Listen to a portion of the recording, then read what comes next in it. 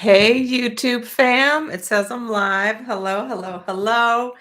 It's your girl, Elizabeth Overton, and I am so glad to be with you here today. Happy Sunday. Happy Sunday. I missed you last week when I was at Miraval at a lovely retreat, and so I'm glad to be back with you.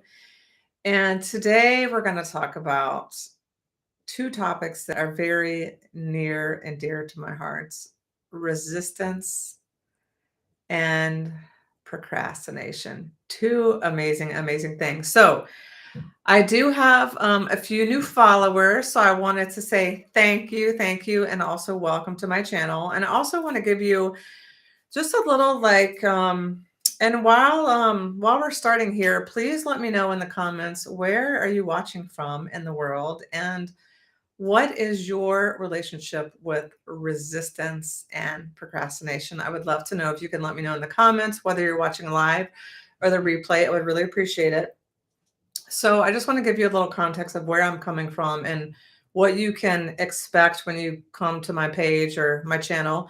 So, Elizabeth Overton, I help professional women who are exhausted from overgiving reclaim joy, time, and energy so they can attract fun and nourishing relationships, both professionally and personally.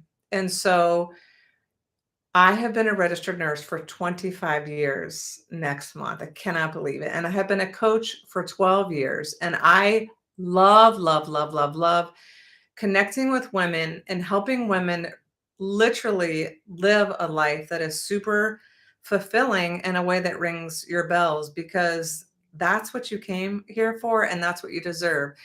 And so the lens that I'm coming from is a spiritual lens, whatever word you want to describe, because in my experience, your divine eternal nature is the most quantum expansive, robust energy. It's this God consciousness. It's this one consciousness. And that is where all the downloads come in. That is where all the answers you ever need reside. And so that's always the lens from which I'm coming. And so what I have learned from my clients and from my patients over the years is that, we've been sold this false bill of goods that it requires hustling until you're dead on the floor, or you have some crazy crisis, or you have some crazy accident, right?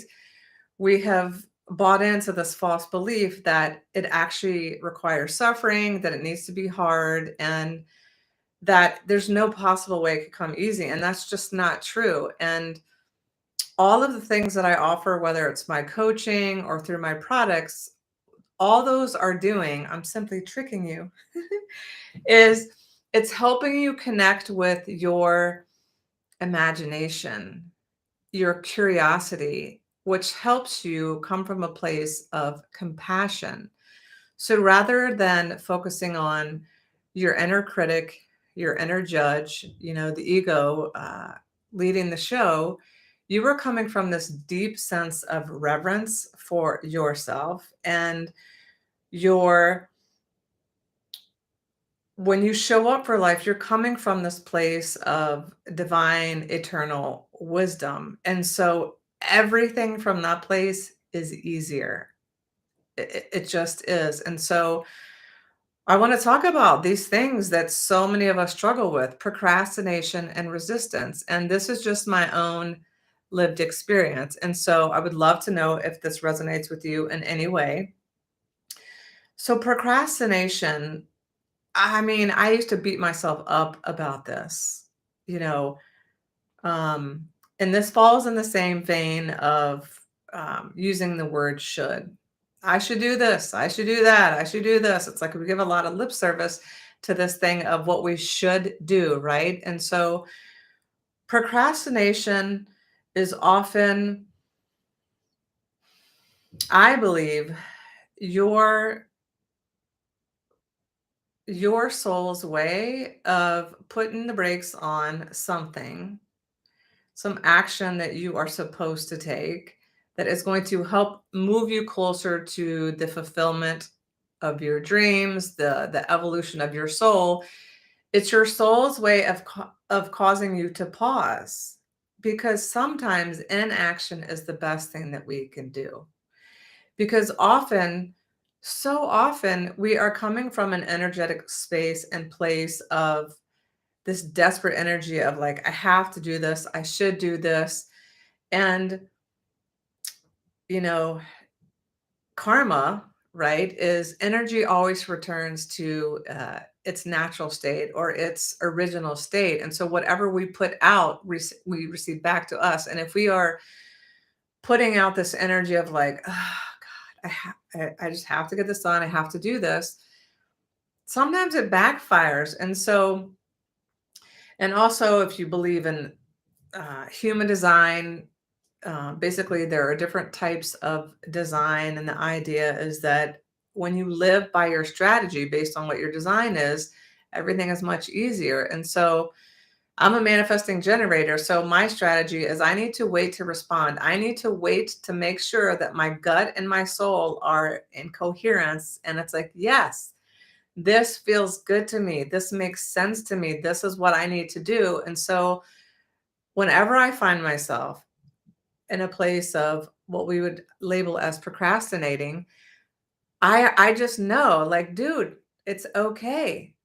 You can have a little more time. You can have a little bit more research. And what I have found is that when I allow myself the time, when I afford myself the opportunity to have some freaking compassion and to have some grace with whatever it is that I'm reflecting on or trying to make a decision about, it always pays in spades, because what happens is something else comes into the forefront, right? Something bubbles up to the surface or comes into my consciousness that just further expands the possibilities, the depth, the richness, the outcome. And so I just want to encourage you to ask yourself this question the next time you are feeling like you are, your inner critic is like, oh my God, you're procrastinating again.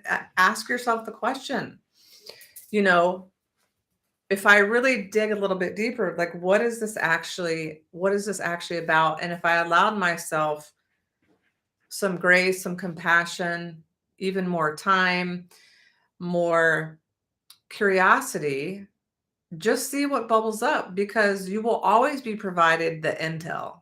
You will always be provided the intel you need to manifest your dreams, to fulfill your passions when you afford yourself the opportunity, which sometimes means more like literal time, more space, right? More grace, because nothing good is ever coming from force.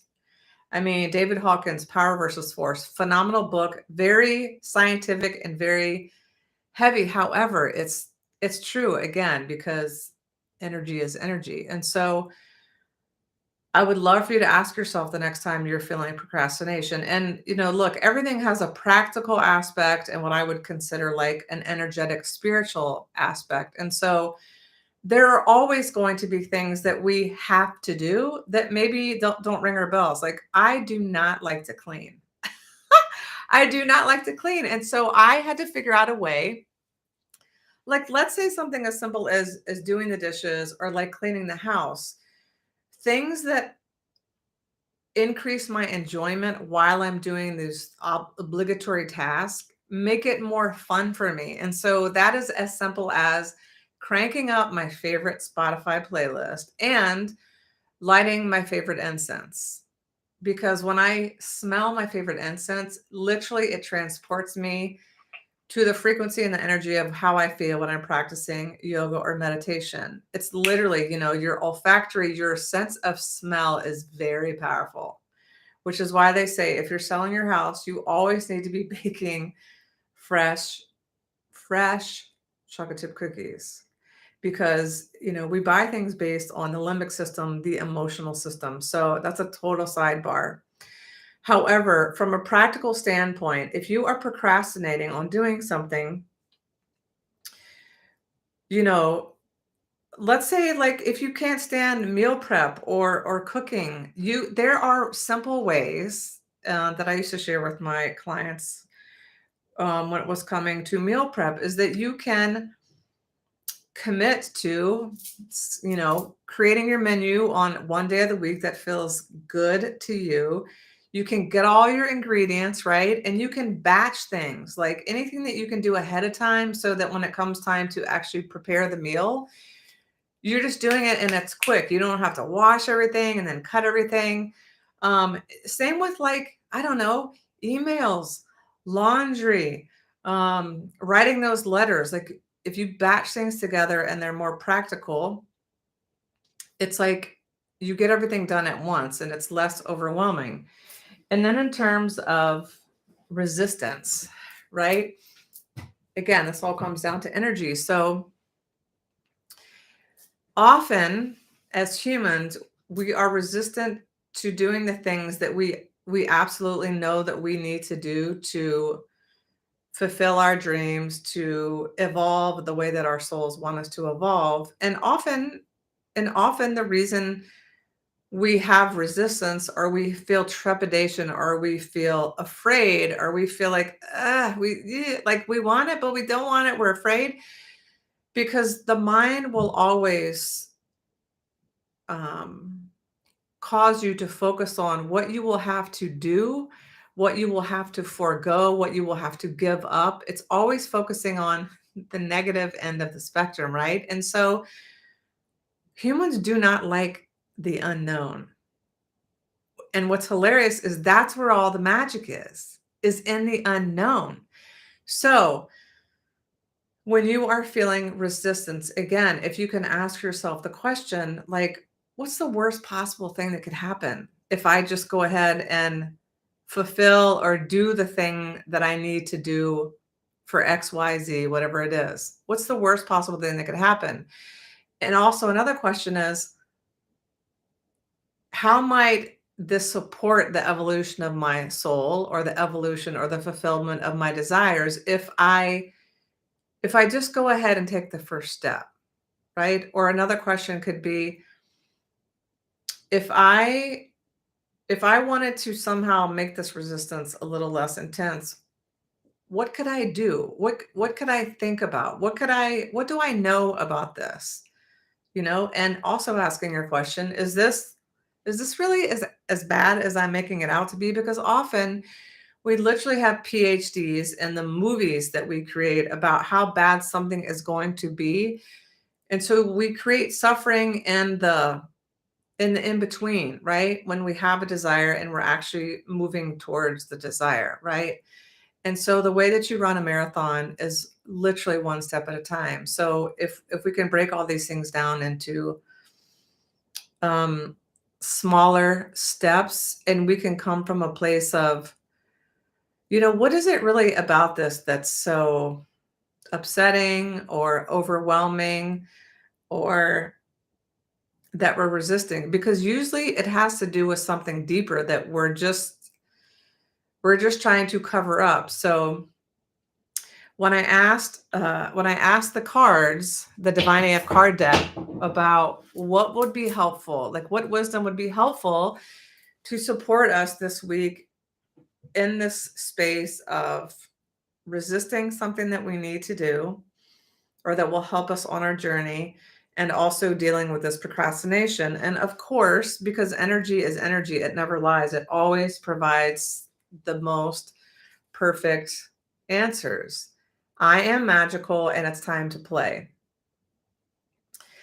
And in my experience and coaching loads and loads and loads of people, is that as soon as we start adulting, we stop creating, we stop imagining, we stop having fun. And it doesn't have to be that way, right? It's just like people who believe, well, I don't have time to rest. I don't have time to sleep, when in fact, if you actually afford yourself the opportunity to rest, the opportunity to sleep, you will be even more productive, and you probably have more fun because you're more rested. All your faculties are online, right? Your You're firing on all cylinders. It's just we have a practiced vibration of pushing, of suffering, of making mountains out of molehills. And I am completely guilty of these things. So I know what it feels like. And I'm here to tell you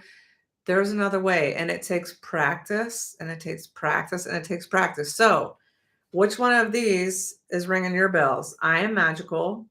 You are pure magic every day and in every way. And how are you honoring to that? How are you honoring that today? Like, dude, when is the last time you asked yourself, well, how am I flexing my magic today? What is magical about you? What is it? Is it how you can carry a tune in a bucket? Is it how you can whip out a spreadsheet in 5 minutes and do fractions or numbers? Is it that you make some mean apple pie? Is it that you allow people to feel safe, like just with your presence? What is magical about you? There are a billion things. Just hone into one and put it in the comments, if you will. What is magical? Like, go ahead, toot your own horn. You know, blow your own skirt, melt your own butter, ring your own bells. Because if you don't, ain't nobody else gonna do it for you. All right, it's time to play. Yes. Listen, your children, if you have children, they are looking towards you for your wisdom. And so, when is the last time you had a dance party? When is the last time you whipped out some markers? When is the last time you cut the rug or laughed? You know, children do that all the time. And so, we can do that too. And actually, it's good for us to show our children that we still know how to be playful. Okay, here it is. It is okay for me to be playful. When is the last time you had a creativity date with yourself? Place one on the books today and witness the miracles unfold. So, a wonderful movie, if you haven't seen it, is Wonder.